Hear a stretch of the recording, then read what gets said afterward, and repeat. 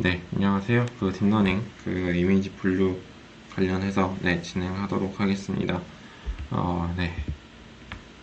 이번 주에는 딥러닝 이미지 분류, 딥러닝에 대해서 간단히 소개하고 이미지 분류에 대해서, 알아보도록 하겠습니다.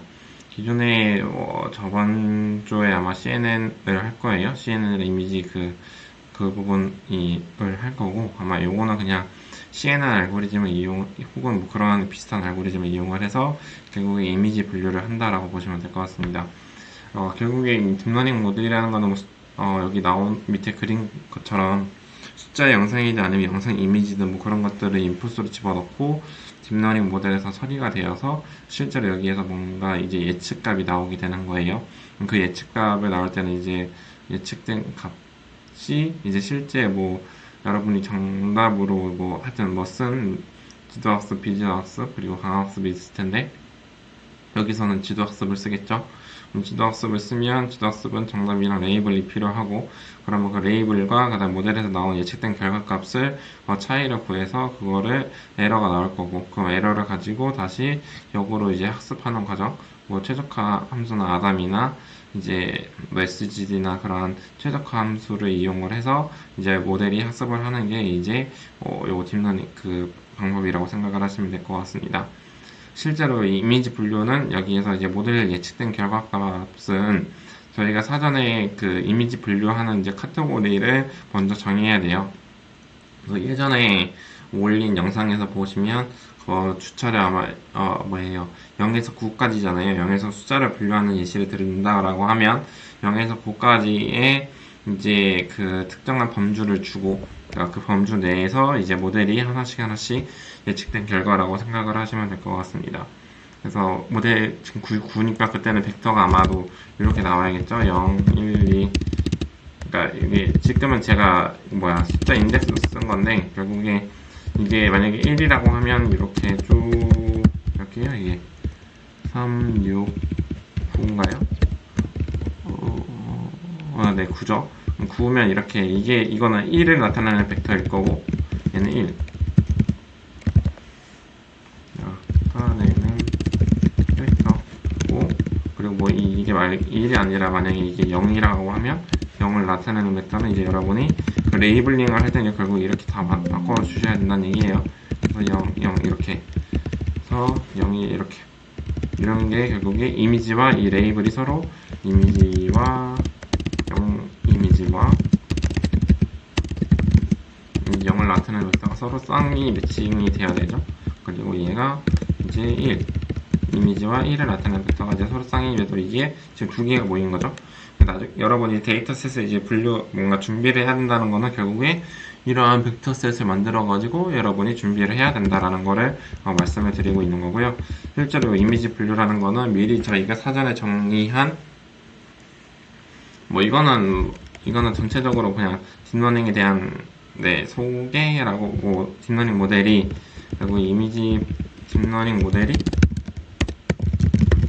이제 예측하는 과정이죠. 과정이고 결국에 이미지 분류라는 거는 그냥 뭡니까? 이미지 분류라는 거는 결국에 사전에 저희가 정의한 카테고리 내에서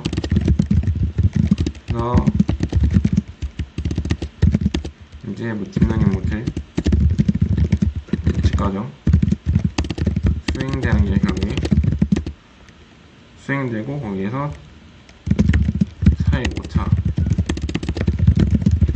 이용해서 딥러닝 모델이 학습하는 것이 결국에 이미지 분류 학습하는 과정이고 이 학습된 모델을 가지고 테스트 이미지 그래서 테스트하는 게 이미지 테스트하는 작업이 결국에 이미지 분류 작업이 되겠죠. 그래서 뭐 지금 말씀드린 것처럼 이게 아마 이렇게 변경이 되겠죠. 이런 식으로 여러분이 이해를 하시면 될 거고 딥러닝 예측 과정은 무조건 다 지도학습에서 다 대부분 이루어지는 거고 그리고 이미지 분류는 결국에 그냥 일정한 아까 말씀드렸던 특정한 카테고리를 먼저 주어진 상태에서 그 주어진 상태 내에서 애들이 나온 모델이 프리딕션 된 값들이랑 원래 주어져 있는 레이블이랑 그 다음에 차이를 구하는 게 이제 에러가 나올 거고 그 에러를 가지고 업데이트를 하는 거죠. 이겠죠? 그게 이제 딥러닝 이미지 분류라고 생각을 하시면 되고 이게 이제 이미지 분류에서 제일 많이 쓰이는 게 저번 주에 배웠었던 가장 대표적으로 많이 쓰이는 뭐예요? 컨볼루션 뉴럴 네트워크라고 불리게 되는 거고요. 그래서 컨볼루션 저번 주에 제가 아마 실시간 강의에서 아마 진행을 했을 텐데 거기에서 보시면 이제 컨볼루션 네트워크 같은 경우는 컨볼루션이랑 이제 풀링이나 아니면 액티베이션 펑션 그런 것들을 엮어가지고 그 다음에 뭔가 계속 이제 분류를 하는 과정인데요. 실제로 보시면 컨셉으로 제가 그림을 그린 거예요. 처음에 이미지가 들어가면 거기에서 그 다음에 컨볼루션 연산을 거치게 되고요. 그 컨볼루션 연산을 거친 거에서 이제 뭔가 피처맵이라는 게 추출이 될 거예요. 그러면 그 피처맵이 추출이 된 게 이제 특징들을 이제 뭔가 좀 출력하기 위해서 이제 풀링이라는 연산을 거치게 될 거고 이 풀링에서는 이제 뭐 제가 수업 시간에 말씀을 드렸는지 잘 모르겠지만 근데 맥스 풀링 그리고 에버리지 풀링이 있는데 맥스 풀링은 이제 그 해당하는 윈도우 내에서 이제 가장 큰 값, 에버리지는 그 윈도우 내의 평균 값을 이용해서 거치는 과정이 되겠고 이 과정을 이제 반복적으로 계속 수행을 하게 되죠. 요 컨볼루션 풀링 여기에 뭐 다른 기술들이 더 많이 들어갈 수 있을 거고, 이 컨볼루션 풀링 과정 안에 이제 액티베이션 펑션이라든지 그런 것들은 이제 활성화 함수 등이 이제 거치게 되는 거죠. 그래서 그런 것들이 결국에 반복적으로 이루어지는 과정이 여기 CNN 모델에서의 앞에 픽처 익스프레션, 그러니까 특징 추출하는 부분이라고 생각을 하시면 되고요. 그리고 이렇게 특징 추출을 한 걸 가지고 실제로 저희가 CNN 모델에서 이제 실제로 분류를 하기 위해서 학습하는 부분이 Fully Connected Layer, DFC 레이어라고 부르는 그 완전 연결이라고 부르죠. 완전 연결되어 있는 레이어가 이제 지금은 이제 하나만 되어 있는데 이제 여러 개가 한 줄, 두 줄, 세 줄, 그리고 노드 수도 여러분이 뭐 1014개 아니면 2048개 이런 식으로 이제 여러분이 설정을 하실 수가 있을 겁니다. 그래서 그렇게 설정을 한 게 결국에 FC 레이어에서 결국에 앞에서 추출된 특징과 그걸 가지고 여기 뒤에서 이제 설정이 되어 있는 FC 레이어에서 결국에 저희가 정의를 한 이제 카테고리 수만큼 이제 학습을 하고 예측하고 뭐 차를 계산을 해서 계속 이 과정이 반복적으로 수행하는 모델이 결국에 대표적인 Convolution Neural Network라고 생각을 하시면 될 것 같아요. 그러니까 뭐 여기 지금 예시에서는 컨볼루션이랑 풀링이랑 예시만 들어갔던 거고 다른 뭐 여러 가지 기타 방법들도 여기 추가적으로 들어갈 수도 있겠죠. 좋은 특징을 추출을 하기 위해서 이제 뭐 다양한 방법들이 들어갈 수 있지만 기본적으로 컨볼루션 뉴럴 네트워크라는 거는 그렇게 돌아가는 방법이라고 생각을 하시면 될 것 같습니다. 네, 다음 장으로 넘어갈게요. 다음 장은 기존에 말씀드렸던 것처럼 이제 컨볼루션 CNN에서 이제 컬러 이미지 합성공 연산에 대해서 알아보고자 기존에 저희가 저번 주에 알아봤었던 뭐예요? CNN 같은 경우는 그레이스케일은 그레이스케일로 이제 구성이 되어 있는 이미지를 기반으로 해서 뭔가 이제 CNN 연산을 알아본 거고요. 실제로 이거를 이제 저희는 이제 이미지 픽셀 값이 이미지는 RGB, 레드, 그린, 블루죠. 로 구성이 되어 있는데 그거를 이제 실제로 이제 이용해서 표현하는 방법에 대해서 말씀을 드리고자 합니다. 제가 말씀드린 것처럼 이제 RGB랑 이미지는 결국에 채널별로 이렇게 하나씩 있게 되고요. 레드 채널, 그린 채널, 그리고 블루 채널이 있게 됩니다. 그리고 각 픽셀에 대한 요 강도 값들은 원래 그 픽셀에 대한 그 강도 값으로 표현이 되겠고요. 그렇게 해서 넓이, 그러니까 가로, 세로, 그리고 이제 표현이 되고 그거에 대한 3차원 형태의 행렬 형태로 이제 표현이 된다라고 보시면 될 것 같습니다. 네. 그리고 말씀드렸던 것처럼 컬러 이미지의 합성 곱은 결국에 기존에 그레이스케일 이미지 했었던 거가 똑같아요. 컬러 이미지에서 결국에 이제 마스크를 씌워가지고 그 마스크에서 이제 하나씩 이동하면서 특징 맵을 추출을 하게 되고요. 그리고 또 이게 단순히 기존에 그레이스케일을 한 채널이었어가지고 한 번만 했었으면 되지만 이제 뭐예요? 컬러 이미지는 결국에 RGB별로 3개의 채널별로 이제 해야 되기 때문에 이제 또한 이제 3차원으로 생겨야 되겠죠. 예, 그게 돼야 된다는 게 두 번째 내용이고, 그리고 이것도 결국에 이 3차원이라는 거는 결국에 각 채널별로 결국에 별도의 필터, R 값에서 처리해야 되는 필터, 마스크 값이 필요하고, 그 다음에 G 값에서 처리해야 되는 필터 값, 그리고 B 뭐죠? RGB죠. 네, B에서 처리해야 되는 필터 값들이 필요하다는 게 하나의 내용이 되겠습니다. 그러면 이거를 실제로 말씀드렸던 것처럼 각 채널별로 이제 위를 이동을 하면서 결국에 픽셀 값들을 곱하고 처리하는 것들이 이제 그 세 개의 채널별로 이제 모아지겠죠. 그 세 개의 픽셀 값들을 모아서 결국에 특징 맵 하나를 구성을 한다라고 보시면 될 것 같습니다. 말씀드렸던 것처럼 이게 이제 원래 왼쪽 그림이 결국에 각각에 대한 뭐죠? 네, RGB. 그러니까 얘네가 레드색. 어디 표현을 하면 결국에 여기 얘가 레드, 그리고 얘가 블루, 얘가 그린이고 거기에 대한 그 필터, 요거 필터값, 마스크 값을 씌워서 결국에 이 특징을 계산하는 거. 그리고 얘가 각각의 특징 이렇게 계산된 그 값 하나가 이렇게 뭐 하나의 썸으로 대시고 하나의 뭐예요? 그 값을 표현을 한다. RGB죠. 그 값이 모여가지고 하나의 특징 값을 표현을 하고 그렇게 이해를 하시면 되고요. 그럼 거기에서 실제로 이 필터가 하나만 있는 게 아니라 이제 여러 개가 있을 거 아니에요? 이렇게 두 번째 뭐 필터 계산하는 거라든지 이런 식으로 해서 결국에 이제 피처 맵이 생성이 된다라고 이해를 해주시면 될 것 같습니다. 그래서 피처 맵이 이게 지금 말씀드렸던 것처럼 컨볼루션 뭐 CNN 연산에서는 결국에 뭐예요? 이 특징 가장 추출하는 게 계속 반복적으로 이루어지는 거예요. 그래서 앞에서부터 컨볼루션 연산을 이용해서 이제 피처 맵이 만들어지고 그 과정이 레이어별로 컨볼루션을 설정한 거에 따라서 여러 번 진행이 된다라고 보시면 될 것 같고요. 여기까지가 아마도 기존에 저희가 저희가 그 그레이스케일에서 이제 CN을 적용했을 때와 아마 유사한 결과가 유사하게 처리가 되는 거라고 이해를 해주시면 되고, 실제로 여기서부터는 이제 사이파라는 데이터셋을 이용을 해서 이미지 분류를 하고자 하는 프로젝트 토이 예제에 대해서 제가 설명을 드리고자 합니다. 그래서 사이파 데이터셋은 이제 기존에 오픈되어 있는 오픈 데이터셋이고요. 실제로 이 데이터셋은 32x 32의 채널 사이즈, 이미지 사이즈로 구성이 되어 있고 32x 32x 3으로 구성이 되어 있고요. 총 이러한 이미지가 총 6만 장으로 구성이 되어 있다라고 보시면 될 것 같습니다.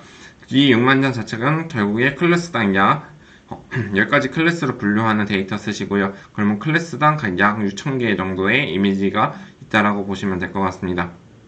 그러니까 원래 데이터셋이라고 하면 지금 학생분들이 모으시는 데이터셋은 정말 그냥 조금만 모으는 거예요. 조금 모아서 그냥 한번 실험해보는 그 정도이기 때문에 원래 데이터셋은 정말 내가 남들한테 공개할 수 있는 정도로 만약에 모은다라고 하면 적어도 지금 이 사이파 10식 정도의 데이터셋처럼 뭔가 가공을 해서 여러분이 만드셔야 된다라는 거죠. 그렇기 때문에 그래서 나중에 정말 이쪽 분야로 정말 관심이 있어서 열심히 하고자 하시는 학생들은 이렇게 오픈 데이터셋 만들어서 공개를 한다고 하면 그것도 밖에 연구하는 데 있어서 큰 도움을 주는 그러한 부분이라고 생각을 하시면 될 것 같습니다. 그리고 이러한 데이터, 이 사이파 10이라는 데이터셋을 이용을 해서 저희가 이제 실험을 진행을 할 건데요. 지금 이거는 이제 컬러 이미지를 분류를 하기 위해서 전체적으로 돌아가야 되는 1단계부터 7단계까지 있는 모든 내용이라고 생각을 하시면 될 것 같습니다. 근데 다만 여기서 여러분이 계속 중간고사 전에도 말씀을 드렸지만 딥러닝 모델은 초기에 학습을 하고 그 학습된 모델을 가지고 다른 검증 데이터를 가지고 이제 학습 데이터에만 이제 모델이 학습을 하면 이제 과적합이라는 문제가 발생이 되기 때문에 그 과적합이라는 문제를 겪지 않게 하기 위해서 검증 데이터를 이용해서 검증 과정을 거치게 됩니다. 밸리데이션을 거치게 되고요. 그 밸리데이션을 거치고 나서 실제로 이 밸리데이션 모델을 가지고 학습하지 않은 이제 테스트 데이터를 가지고 실제로 그 모델을 이제 테스트하는 과정을 거치게 됩니다. 근데 여러분이 대부분의 학생들이 그 과정을 많이 정답을 못 쓰신 것 같아요. 그렇기 때문에 여러분이 지금 제가 말씀드리는 이 과정에 대해서 다시 한 번 더, 꼭 기억을 하셔야지만 이 뒤에 있는 교조차 혹은 이제 저희 중간고사 이후부터 본 그 내용에 대해서 모두 다 아마 이해를 하실 수 있을 거라고 생각이 됩니다. 그렇기 때문에, 꼭 제발, 네, 빵점 처리한 친구들도 많던데, 네. 그래서 공부를 조금이라도 해서 요거 전체적으로 프로젝트를 조금 수행을 해 주셨으면 좋겠습니다. 그래서 이 컬러 이미지 분류 문제로 다시 돌아와서 그래서 첫 번째로서는 먼저 데이터셋을 읽어야 되고요. 그리고 데이터셋 읽은 걸 가지고 실제로 이미지 전처리 적용을 해야 되고 이미지 전처리를 한 걸 가지고 전처리 하는 걸 가지고 뭐예요?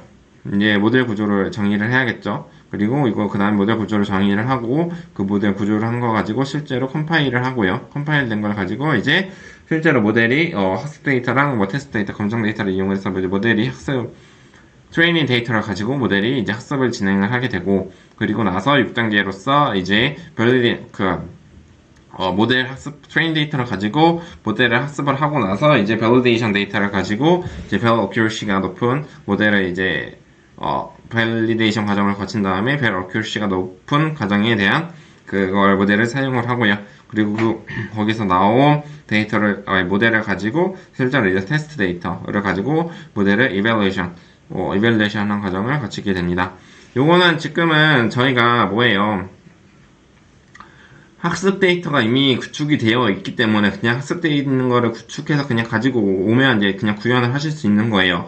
근데 여러분은 이제 프로젝트를 하려고 하면 데이터를 실제로 다 모았어요. 그러면 0단계가 하나가 돼야 돼요.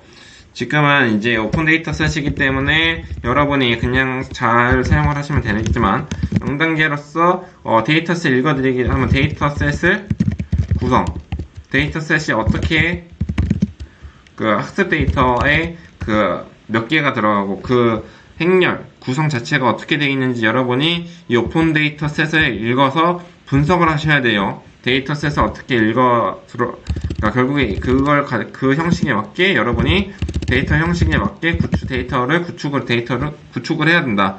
그럼 구축을 하려고 하면 여러분이 만약에 예를 들어서 내가 발레 동작 3개를 분류를 하고 싶어. 그러면 그 발레 동작 그 하나 클래스에 맞는 이미지들을 가지고 그거 쌍으로 원래 매칭을 시켜놓은 걸 가지고 이제 학습 데이터, 검증 데이터, 테스트 데이터를 여러분이 구축을 하셔야 된다. 뭐 그런 것들이 지금 그거를 구현을 하기 위해서는 여러분이 이제 폴더별로 뭔가 데이터셋을 정리를 해놨을 거 아니에요?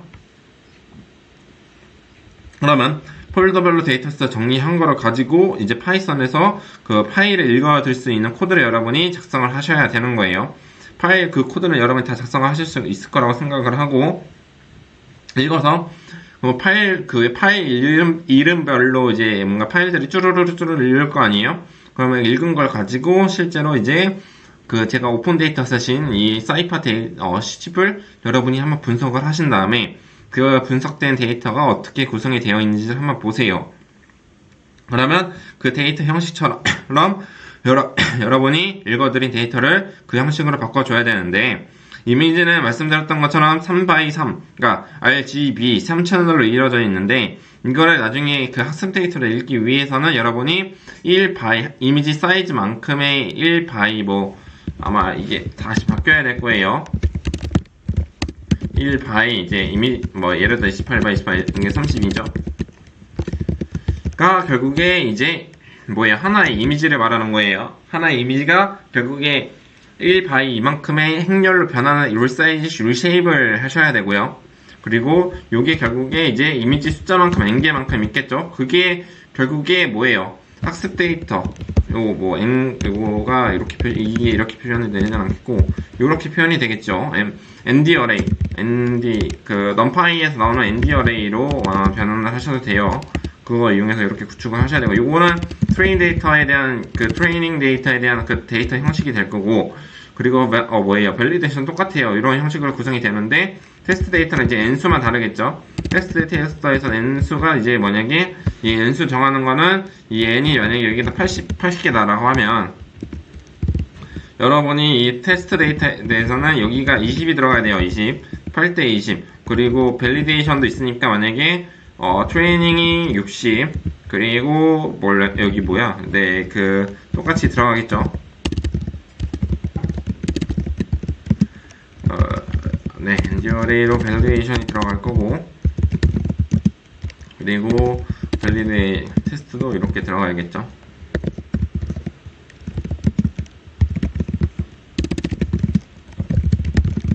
밸리데이션 테스트.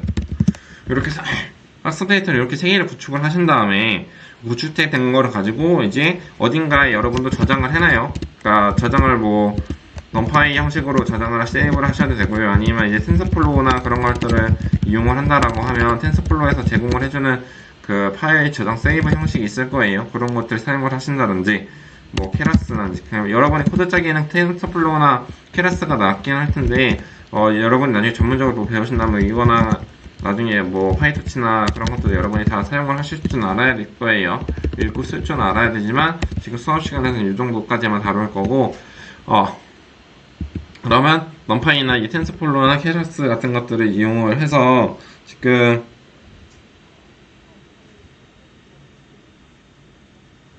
네, 그렇게 처리를 된다라고 보시면 될 것 같아요. 이렇게 읽어가지고 실제로 저장을 했고 그 저장된 거를 여기서 다시 1단계에서 읽어가지고 이거는 이제 커스텀 데이터죠. 지금 여러분이 프로젝트 하시는 거는 다 커스텀 데이터 형식을 구축을 하고 나서 그 구축된 거를 이거가 핵심이에요. 여러분이 프로젝트 할 때는 그러니까 요 영상을 그냥 틀어놓고 지나가시면 아마 프로젝트 저는 분명히 설명드렸어요. 요거를 집어넣어야 된다고. 그리고 1단계에서 데이터셋을 읽고 그리고 전처리를 하고 진행을 해야 되고요. 그리고 전처리는 여러분이 그 딥러닝 모델 같은 경우는 이미지를 처리를 할 때 이제 노멀라이제이션을 적용을 해야 되고요. 이 노멀라이제이션이라고 하면 그 이미지 분포를 해서 이제 그러니까 이미지 값에서 std 빼고 뭐 이렇게 해서 노멀라이제이션 하는 거 있잖아요. 이렇게 해서 이제 0값으로 이제 맞추는 과정을 여러분이 여기에 정처리를 하셔야 되고요. 이 전처리에 여러분이 다른 나중에 이 전처리 과정은 지금은 이제 값을 0으로 맞춰야 되는 거는 무조건 하셔야 되는 거고, 나중에 추가적으로 할 수 있는 것도 백그라운드 배경 제거나 뭐 그런 것들도 여러분이 여기 전처리에 들어가실 수도 있고, 만약에 이 전처리가 이제 노이즈 같은 것들, 노이즈는 아니면 데이터 수량이 만약에 부족하다. 그러면 이제 여러분이 어그멘테이션 같은 경우도 하실 수가 있겠죠. 데이터 어그멘테이션. 이 데이터 어그멘테이션 하는 거는 예를 들어서 이미지를 로테이션 하거나 아니면 시프트 하거나 아니면 여러 가지 기술들이 있겠죠. 그런 기술을 이용해서 여러분이 이미지 전처리도 할 수 있다라는 거를 말씀을 드리고 있고요. 그리고 이 모델 구조는 뭡니까?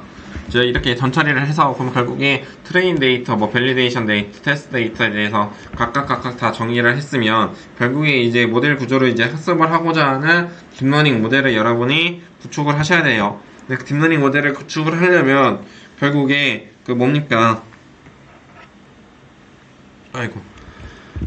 미리 설정을 해야 되는데 제가 기존에 그냥 케라스 라이브러리 퍼블리케이션이라든지 보여드리면 잠시만요.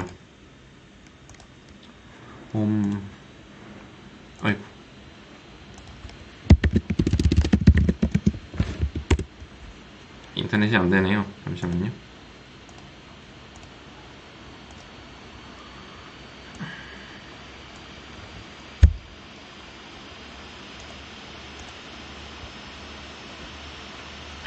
테라스 어플리케이션에서 이미 들어가서 보시면 보이나? 보이죠? 이미 사전에 정의된 이렇게 모델들이 다 이름으로 다 정의가 되어 있어요. 그래서 여기 들어가셔서 이러한 모델들을 이용해서 이거는 다 이미지 분류 모델이고 그런 것들을 여러분이 응용하셔서 뭔가 구현하는 방법이라든지 여기 다 적혀져 있단 말이에요. 그래서 이미지 클래시피케이션 노드를 추출하는 거지 이런 것들 다 있어요. 이거 사용을 하셔도 되지만 이거는 가져다 쓰는 거라 이미지 분류를 하시는 학생들은 이런 것들 모델을 공부를 하는 차원에서 이게 위에가 맨 옛날 모델인 거고 그 밑에가 그나마 이제 최신 모델인 거거든요. 여기 이피션트 넷이라든지 이미지 분류에서 그래서 요거나 지금 이거는 이제 공식 홈페이지에서 제공을 해주는 거기 때문에 여러분이 가져다 쉽게 쓸 수 있어요. 근데 이런 것들이 정말 세계에 나온 최신 모델은 아닐 거예요. 세계 최신 모델은 실제로 논문에서 나온 모델. 저번에 페이퍼 뭐였죠?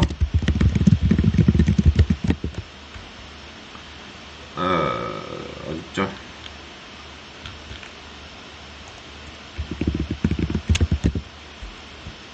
여기요.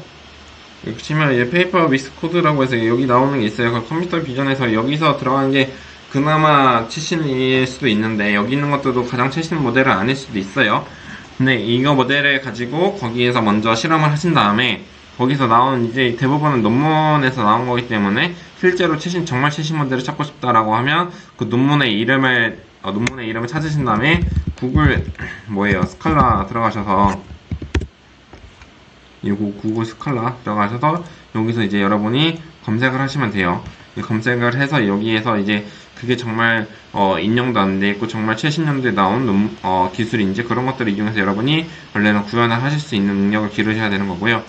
예를 들어서 지금 케라스 이 어플리케이션에서 뭔가 하시는 거를 구현을 하신 다음에 뭔가 적용을 하셔도 되긴 하지만 요거는 기존에 있는 그냥 API 그냥 가져다 쓰시는 거기 때문에 제가 이 모델 점수나 그런 것들은 크게는 없을 거예요. 그렇기 때문에 인터넷에 오픈소스를 만약에 여러분이 사용을 하신다라고 해도 크게 점수는 없지만 그래도 내가 제안한 방법이랑 뭔가 비교군으로 할 수 있는 방법을 여러분이 비교를 하실 때는 이런 것들 사용을 하셔도 되는 거고요. 똑같이 여러분이 아직 프로젝트로서는 제가 이미지 분류라는 프로젝트만 말씀을 드리고 있지만 여기 코드 이그젠플로 해서 들어가서 보시면 여기 이미 이미지 클래시피케이션이라든지 돌아가는 소스 코드도 이미 있어요. 그래서 여기라든지 아니면 이미 3D 스킨이라든지 아니면 이미지 세그멘테이션이라든지 이런 것들 제가 이런 것들에 대해서 다 일일이 OCR이라든지 여기 또 비디오라도 있고 이미지 분류도 있고 뭐 이렇게 많아요. 세그멘테이션이라든지 기본 코드거든요. 이런 기본 코드를 여러분이 한번 제가 올려드리는 코드들은 저도 책에서 이미 기재가 되어 있는 것들을 여러분께 말씀을 드리는 거지만 여러분이 여기에서 보시고 오브젝트 디텍션이라든지 트랜스포머라든지 이런 것들 오브젝트 이런 거 비전 트랜스포머라든지 이런 것들을 여러분이 다 해보실 수 있는 거예요. 그러니까 비디오 분류라든지 이런 거들이 여러분이 그냥 베이스라인으로 참기에는 가장 좋은 코드라고 보시면 돼요. 왜냐면 공식 홈페이지에서 제공을 해주는 가장 기초적인 코드이기 때문에 여기서 똑같이 그리드 캠도 있고 뭔가 시각화해서 해볼 수 있는 거 이런 거 뭔가 하면 이거 들어가서 보면 콜앱으로 이렇게 되어 있거든요. 그럼 이 콜앱 이거 누른 다음에 세트 링크 하면 콜앱으로 들어가져요. 인터넷이 느려서 지금 잘 안 되지만 하여튼 콜앱으로 들어가지면 이렇게 들어가서 이거 시각하면 이제 파일에 런타임에 이제 모두 실행하면 다 돌아갈 거거든요. 그래서 이 코드들을 이제 여러분이 일일이 라인별로 이해를 하신 다음에 제가 말씀드렸던 이 그리드 캠은 나중에 어떻게 시각화되는지 그 방법을 말씀을 드리는 거고 그런 것들을 이제 뭔가 하시면 될 것 같고 여러분이 프로젝트 할 때 로컬 컴퓨터에서 하면 엄청 느릴 거예요. 느리기 때문에 그리드 이렇게 콜앱에서 뭔가 콜앱에서 환경에서 실험하실 수 있는 것을 실험을 하고 여기에서 모델 부분만 여기 학습을 여기서 진행을 하는 게 나아요. 왜냐면 콜앱에서는 이제 GPU를 제공을 그래도 해주기 때문에 조금 더 빨리 되거든요. 그렇기 때문에 여기 커스텀 데이터를 올리고 이 커스텀 데이터를 여기서 로딩을 하고 이런 것들을 여러분이 각각 이렇게 다 해보시면 된다는 거죠. 이 코드도 왜냐면 딥러닝 모델 자체는 코드는 그렇게 다른 수업에 비해서 짧아요. 코드량 자체는. 근데 코드량 자체는 짧지만 안에 들어가는 요소들이 많기 때문에 여러분이 제대로 공부를 하지 않으면 그냥 쓸 수가 없는 거거든요. 그렇기 때문에 이 딥러닝 모델을 뭔가 잘 설계한다. 뭔가 잘하는 사람들은 결국에 뭔가 이건 아직 블랙박스 모델이기 때문에 경험치에서 뭔가 잘 설계를 하거나 그런 식으로 뭔가 많이 보여질 수밖에 없죠. 그래서 여러분이 이런 것들을 제가 말씀드린 여기 knowledge distillations이라든지 키포인트 detection for transpoling이라든지 이런 것 object detection이라든지 semantic image clustering이라든지 operating 이런 것도 하는 것들 이런 것들 자연어 처리도 있고 타임 시리즈도 있고 오디오 데이터 이미지 제너레이션 수업 시간에도 하긴 하기 때문에 딥스트리밍이라든지 요거 라든지 텍스트 제너레이션, 벡터라이제이션, 커스터링 이런 것들인지 이런 것들이 다 있기 때문에 여러분이 여기서 제가 보여드린 것처럼 여기 홈페이지 여기 들어가면 되거든요. 케라스.io 이 example 여기 들어가셔서 여러분이 한번 보시면 될 것 같아요. 하고 이런 것들 응용하셔서 다른 이상한 블로그에 올라와져 있는 그런 코드 참조하지 말고 여기 공식 홈페이지에서 제공해주는 코드 참고해서 기본 베이스라인 코드는 작성을 하신 다음에 거기에서 추가적으로 뭐 부분들을 바꿔서 이제 뭐 액티베이션 활성화 함수를 바꾼다든지 아니면 로스 펑션을 바꾼다든지 아니면 거기에서 제가 이제 뭔가 전체적으로 굴러가는 프로그램을 다 만드셨으면 거기에 추가적으로 몇 개만까지 어떻게 해보자라고 이제 하는 그러한 실험들을 조금 더 같이 해볼 건지 뭐 그런 것들을 저랑 이제 프로젝트 하면서 이야기를 하면 돼요.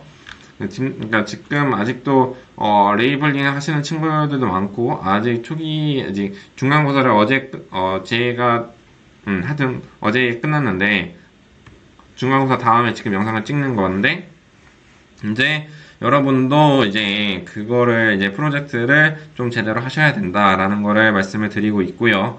그래서 그렇게 아마 진행이 될 것 같습니다. 그래서 그런 것들을 제대로 올려주시면 될 것 같고요. 뭐 이런 것들 보시고 이제 돌아가는 것들을 보시면 되지 않을까 싶습니다. 여기까지가 지금 뭐예요? 모델 구조는 기존에 오픈되어 있는 코드들을 참조를 하셔서 작성을 하세요. 제가 올려드린 그 퀘러스 그걸 가지고 그리고 나서 아직 여러분이 안에 있는 거를 뭐 뜯어 고치거나 그럴 능력은 아직 네, 그 과정을 제가 어떻게 한번 고쳐보자 뭐 그런 것들을 해보자 그런 것들을 여러분이 이제 프로젝트 하면서 하면서 성능 분석이라든지 그런 것들을 이제 같이 해보자는 거예요. 그렇기 때문에 그걸 먼저 하기 위해서는 먼저 굴러갈 수 있는 첫 번째 데모 영상이 나올 수 있는 그 결과를 먼저 만들어야 된다. 그 과정이 필요하다라는 거를 말씀을 드리고 있고요. 말씀을 드렸던 것처럼 3단계에는 그렇게 진행이 되고 4단계는 결국에 이 모델 선언된 거를 가지고 실제로 컴퓨터에서 돌아가기 위해서 이제 컴파일을 진행을 하게 되고요. 이 컴파일이 되고 나면 실제로 5단계에서 실제 이제 아까 설정한 학습 데이터, 검증 데이터, 그리고 테스트 데이터를 가지고 실제 이제 모델이 학습하는 과정이 거치게 됩니다. 그리고 나서 모델의 학습 트레이닝 에폭 설정한 만큼 이제 학습이 계속 쭈루루 학습이 될 거고요. 그리고 만약에 학습이 다 끝나고 나면 거기에서 이제 밸리데이션 데이터를 가지고 이제 학습을 다시 진행을 하는데 이 밸리데이션 데이터를 가지고 이제 거기에서 실제로 밸리데이션 데이터가 트레이닝 어큐리시 로스보다 더 높게 나와야 돼요. 높게 나온다는 거는 로스는 더 낮게 나와야 되고 어큐리시 자체는 높게 나와야 된다는 거고 그래서 실제로 6단계에서 validation accuracy 자체가 높은 모델을 사용을 하게 되고요. 실제로 이제 validation 높은 accuracy의 모델을 뭔가 저장을 하셔야 되는데 저장 형태는 이제 keras save, wait 그런 것도 찾아주시면 이제 인터넷 찾으면 keras 모델 저장하는 방법이라고 나올 거예요.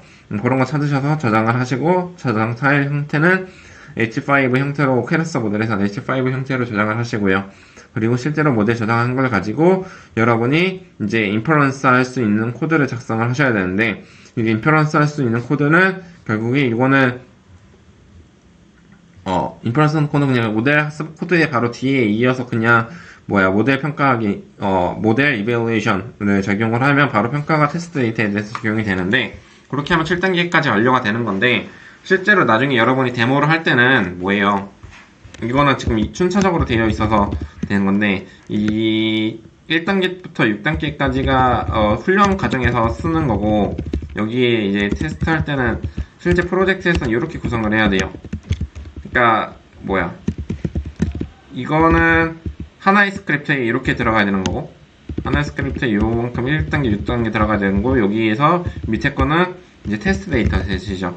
이 데이터셋 여기 1, 6이 이 인퍼런스 하는 코드 결국에 6단계까지 나온 그 웨이트를 가지고 여러분이 나중에는 그냥 그거만 가지고 계속 이제 추론만 해서 테스트 진행을 하는 거예요. 실제로 데모를 할 때는. 그렇기 때문에 1단계 테스트 데이터에서 읽어드리고 그 다음에 모델을 평가하는 과정을 따로 스크립트를 만들어서 인퍼런스 코드를 여러분이 작성을 하셔야 돼요. 그런 과정이 필요하죠. 그렇게 진행이 된다라고 보시면 될 것 같습니다. 그래서 각각에 대해서 지금 이제 제가 참고를 한 여기 컬러 이미지 분류한 데이터셋에서 먼저 말씀드렸던 것처럼 각각에 대한 세부에 대해서 조금 더 자세하게 설명을 드리도록 하겠습니다. 제가 말씀드렸던 것처럼 첫 번째에서는 데이터셋을 읽어드리는 과정이죠. 말씀드렸던 것처럼 학습 데이터, 검정 데이터, 테스트로 분할을 해서 해야 되고, 여기서 기존적으로 이제 케라스, 이 오픈 데이터셋은 기본에 케라스 데이터셋이라는 곳에서 다 제공을 해줘야 대부분. 그렇기 때문에 이 train, y train, 결국 X train은 이 데이터, 이미지 데이터 말하는 거고, 이 Y는 결국 이미지에 대한 레이블을 말하는 거예요. 그렇기 때문에 여러분이 여기서 이 X train이랑 이제 Y train에 대한 여러분이 그 형식을 한번 확인을 해보시면 될 것 같은데, 파이썬에서 타입으로 가지고 그 자료형을 확인하실 수가 있고, 프린트 이용하거나 아니면 쉐입이나 그런 것도 이용하셔서 안에 있는 데이터 형식이 어떻게 구성이 되어 있는지를 한번 살펴보라는 거예요. 이 X트레인이랑 Y트레인이 결국 학습에 사용하는 거, 요거는 지금 학습 데이터랑 테스트 데이터 두 가지로만 나눈 거기 때문에 학습 그리고 테스트로 나눠서 이제 테스트는 이제 X 테스트, Y 테스트를 이용해서 여러분이 나중에 한다라고 보시면 될 것 같습니다. 말씀드렸던 것처럼 이미지 전처리 단계에서는 이제 뭐 문제별로 다르긴 하겠지만 거기에서 특정한 여러분 아까 말씀드렸던 뭐 배경 제거라든지 그런 것도 나중에 하실 수 있고요. 그리고 중요한 거가 이제 아까 말씀드렸던 건데 표준 편차를 평균과 표준 편차를 이용을 한 저는 이제 정교한 노멀레이션 방법을 말씀드렸지만 지금 여기서는 이제 그 픽셀 값 255 값을 이제 나눠가지고 이제 0, 1로 바꾸는 과정. 그러니까 지금 이 과정도 그러니까 0, 1로 바꿔야 돼요. 모든 픽셀 값들이 다 0과 1 사이로 나와야 되기 때문에 아니면 아직 딥러닝 모델 자체는 0에서 255 넓은 범주에 있는 것들을 아직 잘 학습하는 방법이 나오진 않았어요. 그렇기 때문에 여러분께서도 0, 1로 바꾸셔서 이제 정교화하는 과정을 꼭 거치셔야 되는 거고요. 그리고 말씀드렸던 것처럼 이 전처리에서 결국에 아까도 말씀드렸지만 이 사이파 10 같은 경우는 결국 이 10가지 클래스예요. 이 10가지 클래스라는 거는 지금 여기서 보시는 것처럼 이 에어플레인, 그 다음에 오토모바일, 그 다음에 뭐 이런 10가지 클래스가 있어요. 10가지 클래스 0, 1, 2, 3 뭐 이렇게 출정이 되겠죠. 그리고 아까 제가 보연해드린 이 방식, 얘는 뭐 이런 식으로 표현한 게 결국에 이게 원핫 인코딩이라는 걸 적용을 한 거예요. 원한 인코딩을 적용을 한 거는 결국에 0 나온 그 해당하는 숫자만 1이고 나머지 값들은 다 0으로 주셔서 그 해당하는 이미지가 그 값으로 이제 레이블링 값을 여러분이 준비를 하신 거고요. 지금은 이제 사이파 10 같은 경우는 데이터셋이 이미 제공을 해줬기 때문에 여러분이 그냥 가져다 쓰시면 되긴 하지만 다른 것들은 만약에 여러분이 커스텀 데이터로 만든 경우에는 여러분이 레이블 요 과정도 구성을 하셔야 된다라는 거를 이해를 해주시면 될 것 같습니다. 그리고 뭐 여기서 말씀드렸던 것처럼 원핫 인코딩 방식은 결국에 제가 말씀드린 좀 더 키워서 보여드리면 이거 말씀드렸던 똑같은 거예요. 이 더우 이미지 그리고 뭐 이렇게 그리고 1이고 나머지 것들은 이제 나머지 0 되는 거 라고 보시면 됐고요. 실제로 요거를 케라스 코드로 구현한 거는 여기 이렇게 구성이 됐다라고 보시면 될 것 같습니다. 그래서 그 원하는 코딩은 준비를 하셔야 되고, 말씀드렸던 것처럼 훈련 데이터, 검정 데이터를 이용을 해서 뭔가 이렇게 스플릿을 지금은 밸리데이션 데이터를 구성을 하기 위해서 트레인 데이터에서 지금 숫자를 나눠가지고 검정 데이터를 구성을 한 거고요. 그래서 따라서 검정 데이터랑 테스트 데이터 세 가지를 구성을 하셔서 뭔가 진행을 하셔야 된다. 그리고 지금 같은 경우는 이제 기존의 옛날 버전인 알렉스넷이라는 그 모델이 있는데 그거에 대한 추격 버전으로 지금 만들어 보고자 하는 거예요. 그래서 모델 구조를 아까 말씀드렸던 것처럼 세 번째 단계 뭐 이러한 모델 구조 입력이 들어오면 convolution, pooling, convolution, pooling, convolution, pooling 그 다음에 FC layer, FS layer로 구성이 되어 있는 간략한 토이 모델을 만들어 보고자 하는 거고요.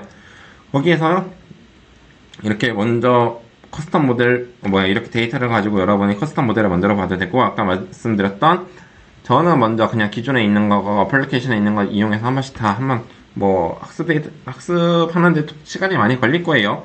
그렇기 때문에 여러분이 뭔가 밤에 뭔가 코딩 작업을 해놓고 전체적으로 굴러갈 수 있는 거 작업을 해놓고 밤에 학습을 시켜놓고 뭔가 일어나서 결과값을 보고 그걸 정리하고 또 다시 코드 짜서 하루 종일 하루 종일 학습해서 결과값 볼 수 있도록 뭔가 모델을 이제 학습하나 한번 돌릴 때마다 입력해서 돌릴 때마다 아마 학습 시간들이 결정이 될 거예요. 그렇기 때문에 여러분이 지금 프로젝트가 얼마 안 남았기 때문에 미리 지금 그 데이터까지 준비하는 과정이 조금 빨리 되어야 돼요.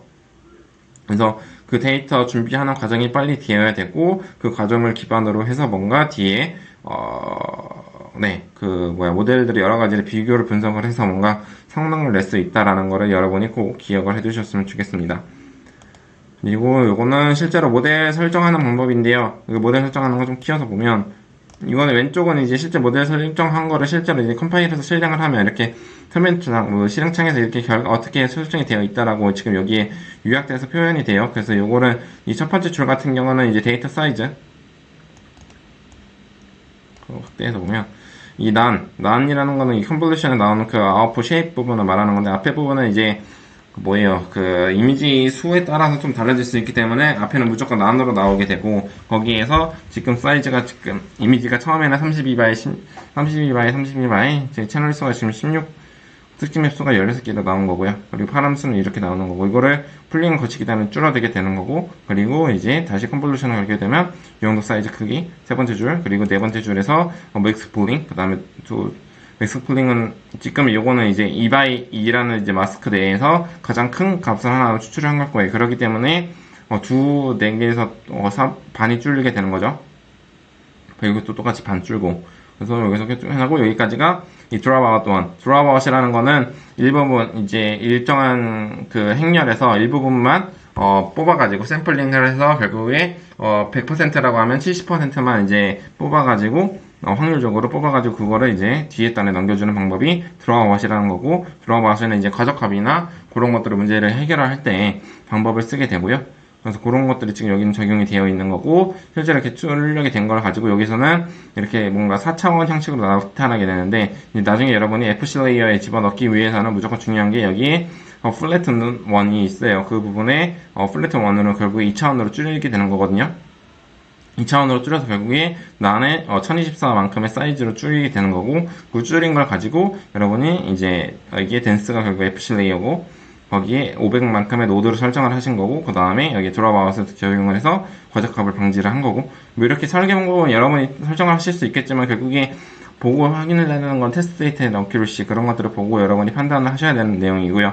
그리고 이렇게 댄스 레이어를 걸고, 마지막 댄스 레이어는 최종적으로는 우리는 총 10개의 클래스를 분류를 해야 되기 때문에 10개의 클래스 10을 설정을 하는 과정이 이 모델에 대한 아키텍처 설명이라고 말씀을 드리면 될 것 같습니다. 여기가 기본적인 아키텍처에 대한 그 모델 출력의 값에 대한 설명 부분이 되겠고요. 실제로 얘를 이제 코딩으로 구현하는 거는 이 케라스의 모델에서 시퀀셜이라는 걸 먼저 설정을 해야 되고, 이 시퀀셜이라고 설정한 거에 거기에 계속 이제 추가하는 형식이에요. 그래서 이런 구현 방법이 있어요. 그렇기 때문에 이 애들을 통해서 결국에 첫 번째에서는 컨볼루션, 컴포트 트리에서 필터는 16, 그리고 커넥트 사진은 2x2로 해서 2x2만큼 해서 패딩은 이제 그 끝값에 이제 0값이나 아니면 뭐 같은 값을 집어넣는다, 그런 제로 패딩, 아니면 same, 아니면 끝에 있는 값을, 그러니까 이미지의 왼쪽 있는 부분에 오른쪽 끝값을 이어서 뭔가 해주는 방법, 뭐 그런 것들이 여러 가지가 있어요. 그렇기 때문에 이 패딩하는 방법을 적용을 하셔야 되고, 그리고 액티베이션 펑션 같은 경우는 여기는 렐루라는 걸 썼는데, 뭐 렐루라든지 바이 액티베이션 펑션 아니면 리킬러로 뭐 그런 것들이 있고요. 그런 것들을 이용해서 여러분이 적용을 하실 수가 있고, 그리고 이미지 사이즈는 32x 33. 그러니까 여기 여러분이 쓰는 이미지가 만약 255, 256, 256 by 3이다라고 하면 256 by 3을 써셔야 되는 거고, 그런 식으로 여러분이 쓰시는 이미지 사이즈만큼 여기 정렬을 작성을 해주시면 되는 거고요. 그리고 여기 컨볼루션 한 단을 설정을 했기 때문에 다음 단은 이제 똑같이 모델에 애드해서 웨스폴링을 두 번째로 적용했고, 웨스폴링은 말씀드렸던 것처럼 2x2 행렬에서 거기서 맨날 큰 단 하나를 뽑아가지고 다음 단 넘어가기 때문에 여기 풀링 사이즈가 결국에 제가 말씀드린 2라고 설정한 게 2x2를 설정을 한 거라고 생각을 하시면 돼요.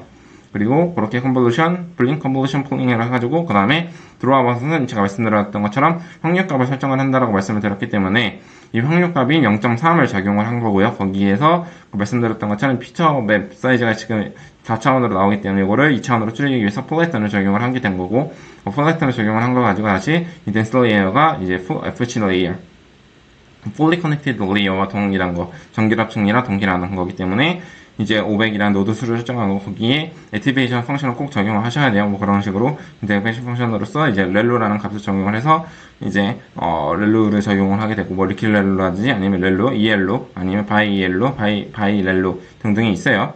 그런 것들을 여러분이 적용하실 수가 있다라는 걸 말씀을 드리고요. 그리고 모델의 애들을 통해서 드롭아웃의 0.4만큼에서 드롭아웃 비율이 0.4인 드롭아웃층이 구성이 된다. 그리고 마지막에서는 클래스 값인 이 10을 설정을 클래스 값 10을 설정을 하고, 그 다음에 마지막에 여기 최종적으로 이 소프트맥스라는 게 있는데, 소프트맥스를 제가 설명을 들었는지 안 들었는지 잘 모르겠지만, 소프트맥스는 결국에 나온 값들을 밑에가 썸메이션 되는 거고, 그 분모가 썸메이션 되는 거고, 그 다음에 분자가 이제 하나의 확률값이 나타나는 거예요. 그래서 그거에 대한 확률값이 지금 소프트맥스를 꼭 분류를 한다라고 하면 마지막에 최종적으로 이 소프트맥스를 다 거치셔야 돼요. 꼭. 그래서 거치면 결국에 하나의 모델 아키텍처를 설정을 한다라고 보시면 될 것 같습니다. 그리고 그 모델을 가지고 실제로 요약해서 이제 이렇게 요거 옆에 있는 그림처럼 요약된 그림을 표현을 하기 위해서 여기에 모델 썸머리라는 거를 적용을 하셔야 되는 거고요.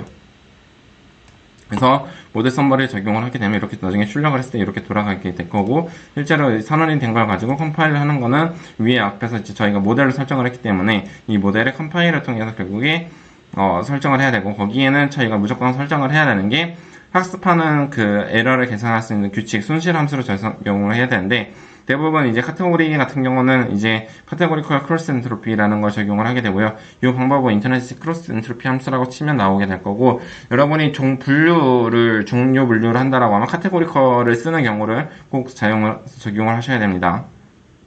그리고 오토마이제이션 같은 경우는 대부분 아담이랑 오토마이저 방법을 사용을 하게 되고요. 여기서는 지금 RMS 프롭이라는 오토마이제이션을 사용을 했고, 나담이라든지 R나담이라든지 그런 여러 가지가 많아요. 그리고 매트릭스 같은 경우는 지금 여기서는 이제 평가하는 방법이에요. 지금 기존에 제가 물체검증에서 IO라든지 MAP라든지 여러 가지 평가 지표를 말씀을 드렸었고, 이미지 분류 같은 경우는 저희가 컴퓨전 매트릭스에서 하는 거 TP, 포스트 그런 것들을 여기다 적용을 해야 되는 거죠. TP, TPR 그런 것들을 이용해서 여기 매트릭스에 적용을 하셔야 되는 거고, 그리고 이런 것들 나중에 여러분이 뭐 이밸루에이션이라든지 아니면 프리딕션이라는 걸 이용을 해서 ROC 커브라든지 PR 커브라든지 그런 것들도 여러분이 다 그리셔야 된다.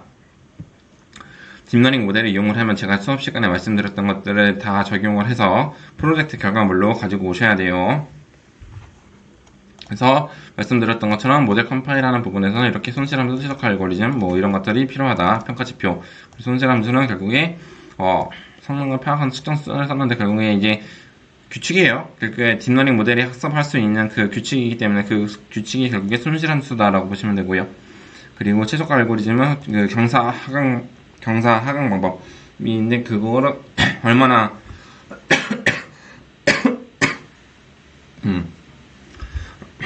얼마나 잘 학습하는지를 하는 거고, 평가지표를 꼭 하나로 쓰는 게 아니라 여러 개를 쓰셔야 돼요.